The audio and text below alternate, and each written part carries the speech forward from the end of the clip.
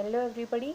इस वीडियो में हम ट्रिग्नोमेट्री के बारे में पढ़ेंगे जो कि क्लास 10th में 8th चैप्टर है, इंट्रोडक्शन टू ट्रिग्नोमेट्री। ओके, तो ट्रिग्नोमेट्री क्या होती है? Trigonometry it is a branch of maths which deal with the measurement of angle and the problem allied with angles. क्या मीनिंग है इसका?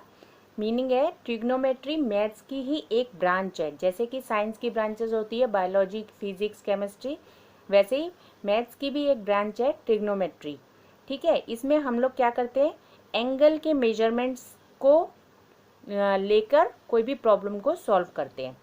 ठीक है, अब प्रॉब्लम्स क्या है, जैसे कि सीढ़ी बनानी है हमें किसी बिल्डिंग में, उसकी हमें स्लांट कितनी लेनी पड़ेगी, कितनी सीढ़ियाँ बनेंगी, ये सब मेजरमेंट हम किस पे आधारित होते हैं, ये सब ट्रिग्नोमेट्री पे। ठीक है, इसी तरह से कोई भी बिल्डिंग है वो बनानी है, कितनी हाइट पे होनी चाहिए, कितनी दूर पे उसके दूसरी बिल्डिंग होनी चाहिए, ये सब चीज़ें मेजरमेंट करने के लिए हम लोग क्या करते हैं, ट्रिग्नोमेट्री रेशियो का यूज़ करते हैं आम जिंदगी में। ठीक है, अब ट्रिग्नोमेट्री रेशियो क्या होती है वो चीज़ थोड़ा सा समझो। रेशियो डिपेंड्स करती है एंगल्स पे, ओनली एंगल्स पे। तो trigonometry ratio depends on angle only, not depend on size of the triangle. Size से कोई मतलब नहीं होता। जैसे एक ट्रायंगल है, अगर ये हमारा एक एंगल है, ठीक है, अब ये ट्रायंगल को अगर मैं बढ़ा देती हूँ, इस तरह से मैं बढ़ा देती हूँ, तो भी इसका एंगल सेम रहेगा। सपोज ये 30 डिग्री है, तो ये साइड छोटी है और ये साइड बड़ी है, उससे कोई फ़र्क नहीं पड़ता, एंगल जो है 30 का 30 रहेगा। हमारा ट्रायंगल जो है कितना भी बड़ा हो जाए, और भी बड़ा करना चाहेंगे तो और भी बड़ा हो जाएगा। ठीक है, तो इस तरह से कितना भी बड़ा हो जाए एंगल हमारा सेम वही का वही रहता है। इसीलिए उसकी कोई भी ट्रिग्नोमेट्रिक रेशियो जो है वो चेंज नहीं होती है ट्रायंगल के बड़ा या छोटा होने से। ठीक है, क्योंकि ये केवल एंगल्स पे डिपेंड करता है। ट्रिग्नोमेट्रिक रेशियो हमारी केवल एंगल्स पे डिपेंड करती है। ठीक है, अब ट्रिग्नोमेट्रिक रेशियो जो होती हैं वो क्या होती हैं? अब हमारे एंगल्स के हमने ट्रिग्नोमेट्री में कुछ नाम रखे हैं, जैसे sine, cosine, tangent, cosecant, secant and cotangent. ठीक है, तो इनको हमने और थोड़ा शॉर्ट फॉर्म में कैसे लिखते हैं? साइन को हम साइन लिखते हैं, कोसाइन को कॉस लिखते हैं, टेंजेंट को टेन लिखते हैं, कोसेकेंट को कोसेक लिखते हैं और सेकेंट को सेक्ट लिख लेते हैं, कॉट एंजेंट को हम कॉट लिख लेते हैं शॉर्ट फॉर्म में। ठीक है, ताकि इजीली हम उसको बोल सकें। अब ये हैं क्या? Sine theta, cos theta, tan theta, cosec theta and sec theta, cot theta क्या है? ये हमारे एंगल्स की अलग अलग, इसकी कौन सी साइड पे डिपेंड करता है, साइन कॉस कौन सी साइड पे डिपेंड करता है, टेन कौन सी साइड पे डिपेंड करता है, ये हमारी ट्रिग्नोमेट्रिक रेशियो है। ठीक है, अब साइन थीटा जो होती है परपेंडिकुलर अपॉन में हाइपोटेनस होती है। और परपेंडिकुलर हाइपोटेनस होता क्या है, उसको राइट एंगल ट्रायंगल में तुम इजीली देख के समझ सकते हो। एक राइट एंगल ट्रायंगल जिसमें 90 डिग्री हो, उसी में ट्रिग्नोमेट्रिक रेशियो हमारी लग सकती है, जिसमें एक एंगल कम से कम 90 डिग्री का होना कंपलसरी है, यानी राइट एंगल होना कंपलसरी है। ठीक है, तभी हम ट्रिग्नोमेट्रिक रेशियो इसमें यूज़ कर सकते हैं। अब ये जो एंगल है और ये वाला एंगल है, इन दोनों एंगल्स के ऊपर हम ट्रिग्नोमेट्रिक रेशियो लगाते हैं। सपोज हमने ये वाला एंगल लिया, अगर हम ये एंगल लेते हैं तो इसके अपोजिट साइड, जो साइड इसके बिल्कुल सामने हो, उसको कहते हैं अपोजिट साइड, यानी परपेंडिकुलर। जो अपोजिट साइड होती है उसको कहते हैं परपेंडिकुलर। और जो साइड बिल्कुल इस एंगल के, जिस एंगल को हम देख रहे हैं उस एंगल के एडजेसेंट में हो, यानी साथ में लगी हुई हो, तो उसको बेस कहते हैं। तो ये साइड हमारी बेस हो गई और ये परपेंडिकुलर हो गई, पी से परपेंडिकुलर, बी से बेस हो गई, अगर हम इस एंगल की बात करें तब।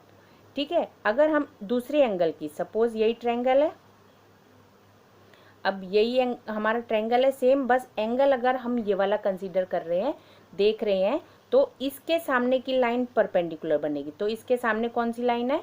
ये वाली लाइन है। इस लाइन को हम P बोलेंगे और इस लाइन को B बोलेंगे। ठीक है, तो एंगल पर डिपेंड करता है सारा कुछ। ठीक है, तो एंगल अगर ये वाला है तो P ये होएगी, B ये होएगी। एंगल अगर ऊपर वाला है तो P नीचे वाली लाइन होगी और B साइड वाली लाइन होगी। ठीक है, बस इस चीज़ का अच्छे से ध्यान रखना है कि कौन सा एंगल है। ठीक है, अब साइन थीटा परपेंडिकुलर अपॉन में हाइपोटेनस। अब हाइपोटेनस कौन सी होती है? सबसे लंबी लाइन जो 90 के अपोजिट में होती है उसको हम हाइपोटेनस कहते हैं। ये तुमने 6-7 क्लास में भी पढ़ा है। ठीक है, शुरू से पढ़ते आ रहे हो कि सबसे लंबी लाइन जो होती है वो हाइपोटेनस होती है। ठीक है, अब बेस और परपेंडिकुलर तुमने इस अभी समझना है कि कौन सा बेस है, कौन सा परपेंडिकुलर है, कौन से एंगल के लिए परपेंडिकुलर कौन सा होगा और कौन से एंगल के लिए बेस कौन सा होगा। ठीक है, तो ये चीज़ को ध्यान से समझ लो और इस चीज़ को हमेशा क्वेश्चन में ध्यान रखना है कि कौन से एंगल के लिए कौन सा परपेंडिकुलर है। ठीक है, अब दूसरा है कॉस। कॉस की वैल्यू होती है बेस अपॉन में हाइट, बेस अपॉन में हाइपोटेनस। ठीक है, बेस अपॉन में हाइपोटेनस। और टेन की होती है परपेंडिकुलर अपॉन में बेस, परपेंडिकुलर अपॉन में बेस। अब ये क्या चीज़ है, इनको कैसे अप्लाई करना है ये मैं सिखाऊंगी। सबसे पहले केवल ये याद रख लो, साइन परपेंडिकुलर अपॉन में हाइपोटेनस होता है, कॉस बेस अपॉन में हाइपोटेनस होता है, टेन परपेंडिकुलर अपॉन में बेस होता है, कॉसेक साइन का ही अपोजिट होता है। कॉसेक जो होता है साइन का ही अपोजिट होता है, और सेक कॉस का अपोजिट होता है, कॉट टेन का अपोजिट होता है। ठीक है, अपोजिट का मीनिंग क्या है? जैसे साइन है परपेंडिकुलर अपॉन में हाइपोटेनस, तो कॉसेक हो जाएगा उल्टा उसका, हाइपोटेनस ऊपर परपेंडिकुलर नीचे। सेक कॉस का उल्टा है, कॉस में कितना था, क्या था, बेस अपॉन में हाइपोटेनस था, तो सेक का कितना हो जाएगा, हाइपोटेनस अपॉन में बेस हो जाएगा। टेन का अपोजिट यानी P अपॉन में B है टेन, तो कॉट में उल्टा हो जाएगा, B ऊपर और P नीचे हो जाएगा। ठीक है, तो इसको इजीली याद करने के लिए सब बच्चे कुछ भी टेक्निक लगा सकते हैं, जैसे P B H H P।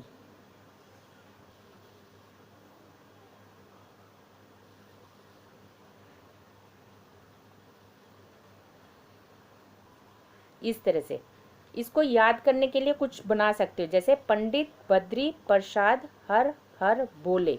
अगर ये तुम्हें याद हो जाती है लाइन तो तुम इस तरह से इजीली लिख सकते हो, P से पंडित, B से बद्री, P से प्रसाद, हर हर बोले, B से बोले। ठीक है, इस तरह से एक लाइन में अगर तुम याद करना चाहोगे तो ये सारे फॉर्मूले एक लाइन में ही याद हो जाते हैं। कैसे, उसको समझाती हूँ। देखो, P अपॉन में H यानी साइन हो गया, ये फर्स्ट वाली लाइन साइन हो गई, B अपॉन में H कॉस हो गया, और P अपॉन में B टेन हो गया। और इसी का उल्टा कर दें, यानी ऊपर से नीचे की तरफ देखेंगे तो साइन, अगर नीचे से ऊपर की तरफ देखेंगे तो साइन का अपोजिट कॉसेक, यानी H अपॉन में P जो हो जाएगा कॉसेक हो जाएगा, यानी ऊपर से देखेंगे तो साइन हो जाएगा और नीचे से देखेंगे तो कॉसेक हो जाएगा। इस वाले को ऊपर से देखेंगे कॉस हो जाएगा, कॉस मतलब B अपॉन में H, और सेक हो जाएगा उल्टा इसका, H अपॉन में B, नीचे से हो जाएगा H अपॉन में B।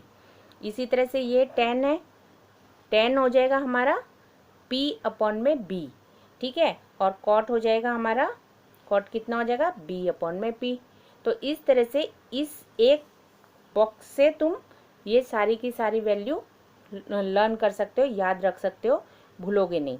ठीक है, इसको कुछ भी बना सकते हो तुम, पप्पू बोला पापा से हाँ हाँ भाई, ऐसे करके याद कर सकते हो। पंडित बद्री प्रसाद हर हर बोले, ऐसे करके याद कर सकते हो। जो भी लाइन तुमने इजीली कोई लाइन बना सकते हो अपने मन से भी। ठीक है, बस इतना याद रखना है, PBPHHB। ठीक है, और फिर ये सारे फॉर्मूले अच्छे से तुम्हें याद हो जाएंगे। अब इनको अप्लाई कैसे करना है वो हम एक्सरसाइज करके देखते हैं। एक्सरसाइज 8.1 क्वेश्चन नंबर 1 में हमें गिवन है AB is equal to 24 centimetre, BC is equal to 7 centimetre, और हमें फाइंड करना है कि साइन A की वैल्यू कितनी है, कॉस A की कितनी है, साइन C की कितनी है और कॉस C की कितनी है। तो वैल्यूज़ पता करने से पहले सबसे पहले हमें क्या करना है, एक राइट एंगल ट्रायंगल बनाना है। ठीक है, इस तरह से राइट एंगल ट्रायंगल बनाएंगे, उसका नाम रख देंगे ABC, 90 डिग्री का। इसमें ऐसे करके हमने बॉक्स बनाया, इसका मतलब ये 90 डिग्री एंगल है। ए बी की वैल्यू हमें 24 दी है, यहाँ 24 पुट कर देंगे। बी सी की वैल्यू 7 दी है, यहाँ 7 पुट कर देंगे।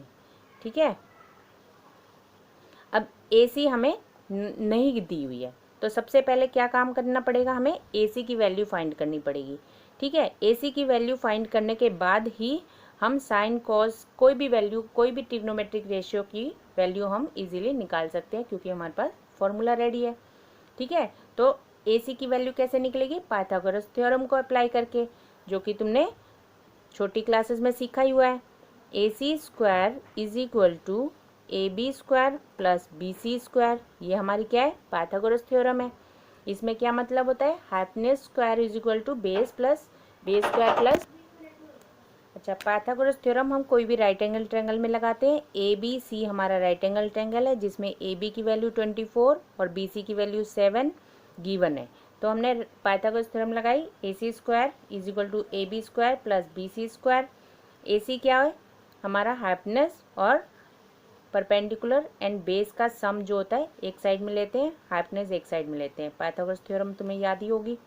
ठीक है, A C square is equal, क्योंकि ए सी हमें नहीं मालूम है तो ए सी की वैल्यू हमें फाइंड करनी है। ए बी की वैल्यू डाली हमने 24 एंड बी सी की वैल्यू डाली 7, तो 24 स्क्वायर एंड 7 स्क्वायर, 24 का स्क्वायर करते हैं मतलब 24 मल्टीप्लाई 24 करते हैं तो हमारा आता है 576।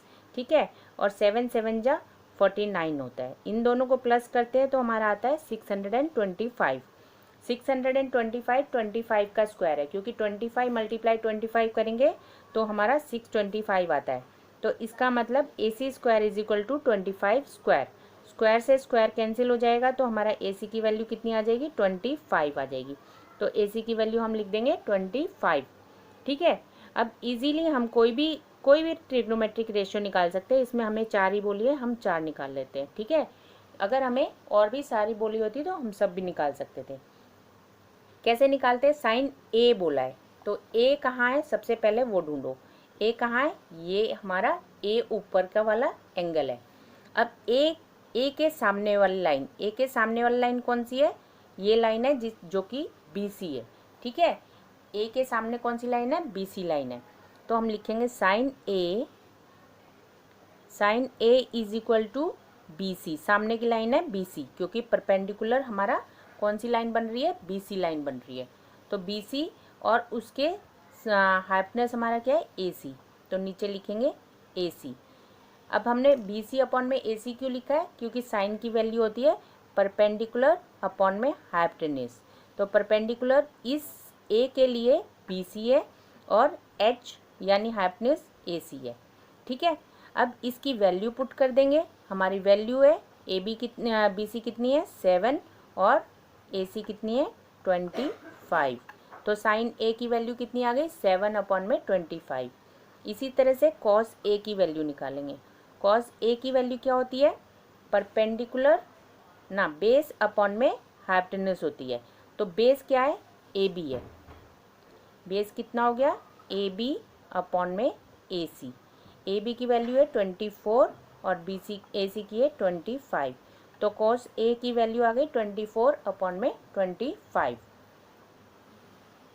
ठीक है, इसी तरह से साइन सी एंड कॉस सी निकाल लेते हैं। अब हमारा एंगल चेंज हो गया, इसमें ए बोला है, इसमें सी हो गया। अब हम सी पे जाएंगे। सी देखा हमने, ये लिखा सी, तो साइन सी, साइन सी, सी पे गए, इसके सामने की लाइन कौन सी है, ए बी है। ठीक है, तो सामने की लाइन यानी कि परपेंडिकुलर, सामने की line means perpendicular, A B upon में ए सी यानी पी अपॉन में एच। पी अपॉन में एच है ना, ये ए बी हमारा सी के लिए परपेंडिकुलर है और ए सी तो हाइपोटेन्यूज सभी के लिए है। ठीक है, तो हमारी कितने नंबर आ जाएगा, ए बी की वैल्यू है 24, तो लिखेंगे 24 अपॉन में 25 हमारा हाइपोटेन्यूज है। तो साइन सी की वैल्यू कितनी आ गई, 24 अपॉन में 25। इसी तरह से कॉस सी निकाल देते हैं। कॉस सी, अब कॉस सी, सी के लिए बेस हमारा कौन सा है, बी सी है। सी के लिए बेस हमारा बी सी है और हाइपोटेन्यूज ए सी है। तो BC कितनी है 7/25। ठीक है, तो हमने देखा कि साइन A की वैल्यू 7/25, कॉस A की 24/25, साइन C की 24/25, कॉस C की वैल्यू 7/25 आ गई। ठीक है, निकालनी आ गई, रेशियो निकालनी। अब ऐसे ही क्वेश्चन नंबर 2 है, उसमें भी रेशियो निकालनी है, उसको भी ट्राई करते हैं। क्वेश्चन नंबर 2 में एक ट्रायंगल गिवन है जिसमें कि PQ है 12, PR है 13, QR गिवन नहीं है, जो हमें फाइंड आउट करना है। और वैल्यू हमें किसकी पता करनी है, 10P माइनस कॉट R की वैल्यू पता करनी है। ठीक है, तो सबसे पहला काम क्या है, जो अननोन वैल्यू है, जो वैल्यू हमें नहीं मालूम है, उसको पता करना है, यानी QR को पता करना है। तो पाइथागोरस इसमें भी लगा देंगे हम, PR square minus PQ square is equal to QR square. ये भी पाइथागोरस ही है, बस इसमें ये वाली साइड जो है उस साइड से इस साइड लिया है, इसीलिए माइनस हो गई है ना। तो ये हमारा 13 हो गया, और ये 12 स्क्वायर, ये वैल्यू हमें गिवन है, PR की 13 दी है और PQ की 12 दी है, वो हमने पुट कर दी है सिर्फ। 13 स्क्वायर मीन्स 13 मल्टीप्लाई 13 169, 12 स्क्वायर मतलब 144 आ गया, 12 मल्टीप्लाई 12 QR स्क्वायर। अब इन दोनों को माइनस करेंगे, कितना आएगा 25 QR स्क्वायर। अब 25 जो है किसका स्क्वायर है, 5 का स्क्वायर है, तो QR स्क्वायर, स्क्वायर से स्क्वायर कटा, तो QR की वैल्यू कितनी आ गई, 5 आ गई। क्लियर। अब हमें निकालना है 10P की वैल्यू। 10P, P बोला है तो P पे जाओ, पहले कहाँ गए, P पे। ठीक है, 10P, P की वैल्यू 10 की वैल्यू क्या होती है, कैसे याद करोगे, पप्पू बोला पापा हर हर भाई, या पंडित बद्री प्रसाद हर हर बोले, है ना। तो लास्ट वाला 10 होता है, लास्ट वाला 10 यानी P/B, है ना। तो P/B, P/में B, ये लिखा हमने। अब P क्या है, परपेंडिकुलर। परपेंडिकुलर किसका, एंगल P का, P वाला जो एंगल है उससे परपेंडिकुलर जाएंगे, उसके सामने वाली लाइन को हम परपेंडिकुलर बोलते हैं। तो सामने वाली लाइन क्या है, 5 है, 5 है, और उसके बाद बेस, बेस कितना हो गया 12। ठीक है, यानी कि P के लिए परपेंडिकुलर है QR एंड बेस है PQ। ठीक, तो हमने उसकी वैल्यू निकाल दी 5/12। ऐसे ही कॉट की निकालते हैं। अब कॉट मगर R है, R वाले एंगल पे जाएंगे। ठीक है, R के एंगल पे गए, R का एंगल कितना है, ये वाला एंगल है। अब इसके लिए P/B क्या, अब कॉट क्या होता है, B/P, यानी उल्टा। R के लिए बेस कौन सा है, 5 है, और परपेंडिकुलर कौन सा है, सामने वाली लाइन, यानी ये 12। तो इसका फॉर्मूला है B/में P। B की वैल्यू यहाँ पर कितनी है, 5, और यहाँ P12 है, R के लिए P12 है। ठीक है, क्लियर। अब इनकी वैल्यू पुट करके हम जो हमारे क्वेश्चन हमें बोला गया है निकालने के लिए वो निकाल लेते हैं। तो 10P की वैल्यू हमने निकाली 5/12, और कॉट R की वैल्यू हमने निकाली 5/12, और दोनों को माइनस करेंगे क्योंकि सेम नंबर है, तो कितना आ जाएगा 0। तो इसकी वैल्यू आ गई 0। ओके, तो बाकी के क्वेश्चन नेक्स्ट वीडियो में करेंगे। सब्सक्राइब, लाइक और शेयर जरूर कर देना। Okay, thank you.